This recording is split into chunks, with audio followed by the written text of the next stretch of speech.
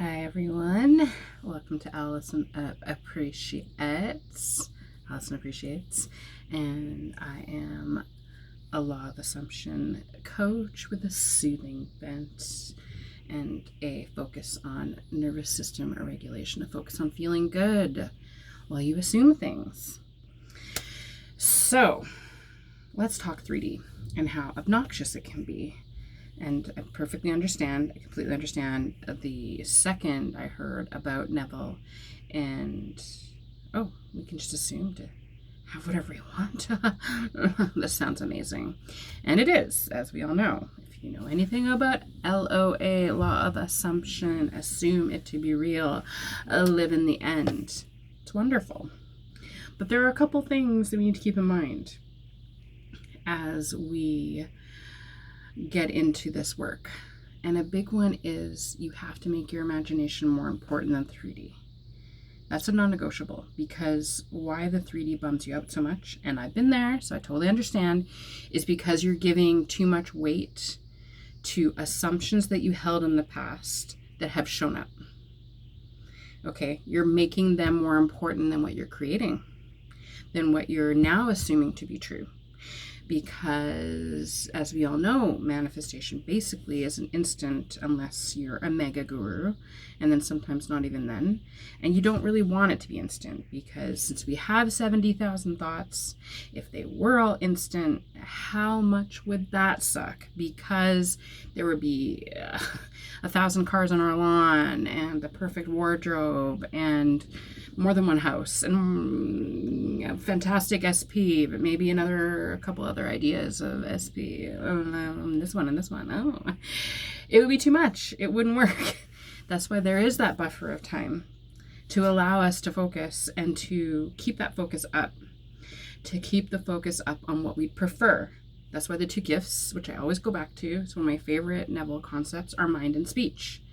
All right, mind comes first. So we must hold up here what we want to see in our outer reality in the 3D, right? And it's okay if what you see is something you don't like, because you have the power to change it. Okay, and don't let it make you be complacent. And I've done this too, so I'm not immune. Don't let it make you feel complacent as you look at that thing you do not want, and how it feels like it kind of like washes all over you because you're just so looking at that 3D. I mean, our five senses are beautiful, and they are why we come here. We come here to experience joy, where we can touch it, taste it, feel it, hear it, but see it. But that's not where it has to be the most real. It can be real there too. But if you make your imagination more real by making a decision each and every day to focus on what you'd prefer, and I mean every single day, do not let a day go by without using your imagination in the way that God, you inside, intended it. Make sure you're thinking about what you want. And I know where this can be troublesome is where people look at it and they go, oh, well, I feel like I can't get it. And it's like, well, no, you have to eradicate that from your thinking, because if you desire it, you can have it. If you desire it, you have it. To desire it is to have it, in the simplest terms. So divorce yourself from the outcome for a moment by reminding yourself that if you want it, you can have it, by reminding yourself that it's inevitable at some point. But make that imagination that important place. Make it so important that what you do there feels just as good as if your lover were to show up and hold your hand right in this instant. Practice feeling your lover hold your hand in your imagination, and you can do it. Even you have to build up practicing feeling things in the 3D. Even if you have to hold your own hand at first, to practice feeling like what it would feel like to have your hand in their hand after you've held your own hand. Neville has the experiment. Imagine the ping pong ball. Imagine the tennis ball. Imagine the golf ball. Imagine the piece of silk. Imagine the rose. Each of these things, with each of these things and how they feel I'm trying to get there to use tactile, but I can't do it right now, so let's not even try. But each of these items, he describes them, right? So you can think about how they each feel. But if it's too hard to do that, practice touching a few objects to get to that place where it feels quite natural to feel for objects in your mind. It takes practice, but you can do it. And then you can practice holding your SP's hand, holding your love's hand, by just remembering what it feels like by holding your own hand to get that feeling of skin on skin. I know it's not different. It's different when you're holding their hand because it's, right to left, left to right.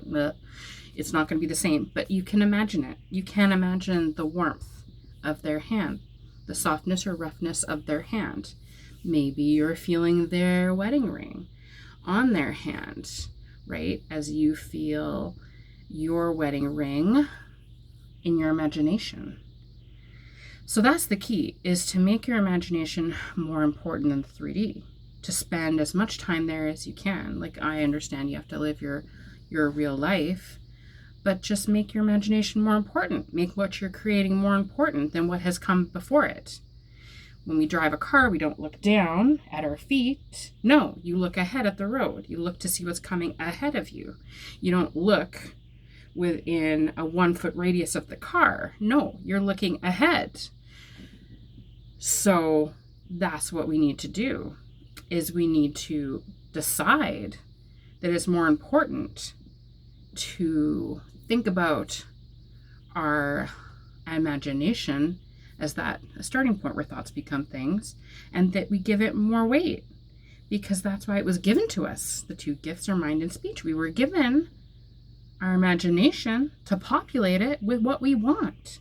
So put all the good stuff in there. Don't worry about when it's going to come, because it's going to come. It's going to come. And if timing, if the tense freaks you out, right? You're like, well, I can't say past tense or I can't say future tense because that means it's not here yet and it's supposed to mean that it's here. You do whatever works for you. If you need to stay in the present tense, my love is here, my love is here, and repeat that over and over again, or imagine that every night when you go to bed and every night when you get up, and close your eyes and give yourself that 30 seconds every time you feel like it's not coming. If you need to do that and make it immediate, use the present tense, do it. You can use the future tense, because obviously if you're saying I am engaged, but you're not physically engaged, then when you think about it, well, it's coming, but it clearly isn't right now. So you can say, I'm going to get engaged. I can't wait to be engaged. I know I'm going to get engaged. I know it's coming. I know that he's going to propose to me. She's going to propose to me, whatever. They're going to propose to me. I know that's happening. I know that's coming. I know our engagement is imminent. I know our engagement is imminent. I know that they're falling for me more and more every day. Blah, blah, blah. All of that. So whatever tense you want. Or, they've always been in love with me. They've only had eyes for me. So of course we're married. Of course we've been married for a long time. You use whatever tense works for you. Our brains don't know the difference. So just practice using the one that feels most natural to you. And then one of the reasons why this is a weird segue. One of the reasons why I am doing this video is because someone I have offered ideas to on Manifest with Matt's school group. It's called Magnetic Love. I don't know if it's open or not. I can try to put a link down below in case it might be open. I know he opens it from time to time. Anyway, it's a great group. We have so much fun in there. And it's ruined me for starting my own group. But she was saying, I had listed some successes, and she had said, are these all like things that happen in the 3D? And she said, because I can't always tell with you. And I loved that, because it just means that my mind is as important as the 3D. That's the clue, or that's the evidence that my mind is as important as my 3D, because if my 3D is good, great, I can give attention to it. If it's not, like, there are things that I'm working on changing and creating, right? So 3D is just evidence that needs to be changed to what I want, right? 3D is just a jumping off point. It's just an opportunity. So no bigs. Just looking at that and not letting it run my life, not letting it allow me to spiral, because I don't have time for that. I have spiraled several times in the past, so I got you. I hear you. But making that decision to decide to saturate anyway, to put the thoughts in my head anyway, to affirm anyway, even when I'm not feeling my best version of me, is one of the best decisions I've ever made. And so when I see something in the 3D that I do not like, I am not giving it attention like I once did. Not for hours even. I might get stuck there for 10 or 15, sure. But I'm not giving that attention away that's so valuable to me. No, my attention goes to what I am creating, to my imagination, to the strongest part of me, mind and speech, the two most important gifts we were given to be on this planet. So whatever it is, whatever improvement I am seeking, and spoiler alert, the second you feel negative emotion, you're asking for an improvement. So when I'm giving attention to what I'd prefer, yeah, that old stuff doesn't matter. Those are just old assumptions. And yeah, there's different ways to look at it when we're thinking about the 3D, and maybe there's a lot there that we don't like to look at. So we can look at it and say, yeah, that's the purge, just getting all those old thoughts out. We can look at it and we can say, yeah, okay, this is an opportunity to recognize just how awful this all feels, and to show myself that, oop, I made the 3D too important, and that's why I care so much about what I don't want. And that's why it's self-perpetuating, is because I'm paying too much attention to it. Okay. Oh, it's just an opportunity. It's an opportunity to flip my thoughts quicker. Oh, great. This is an opportunity to recognize this feels really bad, because it's a lie. It's not true. The true stuff is what I really want. The true stuff is what is inevitable. My new desires, my fresh, brand new desires to feel good sooner, to move forward from those negative thoughts sooner. So when dealing with the 3D, give yourself a break, because it's understandable. It does suck, right? When it does suck, okay? But you don't have to give it attention beyond making that decision of, okay, what are my favorite ways to focus my thoughts? What are my favorite ways to think about how do I want to write my new story? Do I want to just saturate for a bit? Do I want to robotically affirm or affirm a feeling? Do I want to close my eyes for 30 seconds and see an imaginal act? Do I want to do sats? Do I have time for sats? Do I have time to meditate? Do I have time to flip these thoughts? And you always have time to flip these thoughts. Telling you that now. Okay. Yeah, just make yourself the easiest go-tos. So the second you're feeling that way and you notice that the thoughts are coming of, I don't like that, and all the reasons why you don't like it, breathe and make a decision to saturate anyway, no matter how you're feeling. Because with saturation, you will start to feel better.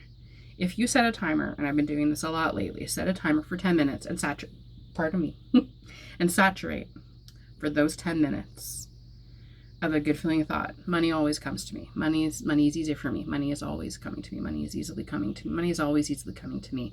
Frequent opportunities are always showing up for me. You will feel better after the 10 minutes, right? You just will. And if before you start it, because it feels too hard to wrap your thoughts around because you're new to this, I always recommend the hand on heart statements. Source loves me, or God loves me, or whatever. God within loves me, my inner being loves me, however, universe, whatever you want to use. Source loves me. Source has my back. And then something like, I am safe, I am relaxed. I am safe, I am relaxed. I am safe, I am relaxed. I am safe, I am relaxed. I am safe, I am relaxed. I am safer, I am relaxed. I'm going back to work on a TV show in the summer. They are very long hours, and it can be stressful, and you don't necessarily get a lot of rest. But I've already started populating that time with, I get great rest. I'm not stressed out on set. And I feel fit, and I feel ready to do my job. I feel strong, and I'm going to have fun. And that's a big one for me, is I made a decision years ago. I'm only going to work if I have fun. But so I'm already going to start seeing it that way. I'm seeing that it's easy to get out of bed. It's easy to still do my workout and my yoga. It's easy to still journal. It's easy to have a really good feeling day. It's easy to, my secret weapon is the world responds to me lovingly and respects my autonomy. It's easy to make sure I say that. It's easy to do short journal exercises that I don't usually have time for longer ones when the days are long hours wise, but it's easy to fit in everything I have to fit in, that kind of stuff, okay? So your 3D, don't give it the power, okay? Give your imagination the power. That's where the power belongs. The power belongs with your imagination. Thank you for watching. Thank you to all my OGs. We are totally growing, 50 subscribers. So thank you if you're new here, and we're just going to keep growing because I'm not going anywhere. I want to live in the end with you and all of your desires. I am working on my very first course. I will be putting a link. If I say it now, then I have to do it.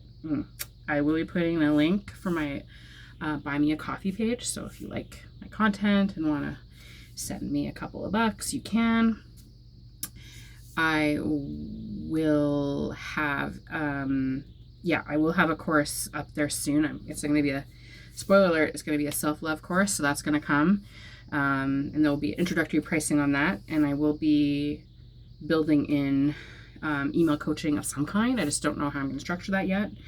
So lots of things are coming down the pike because I want to be here to serve you, to give back of what has helped me so much. And I love this stuff. I love helping people see their desires as theirs. It's fantastic because, believe me, I know what it's like to not think you can have your desires. So here's my final thought. You can have your desires. Desire is to have it. Thoughts become things. 2 gifts are mind and speech. And thank you for tuning in. And we will do this again. All right. Here's to a wonderful rest of your week. I think I'll be posting this tonight, so maybe you'll see it tomorrow. So here's to a wonderful rest of the week. I decree love, bliss, happiness, peace, ease, flow, abundance, joy, and fun for all of us this week. And I will talk, I'll talk to you next time.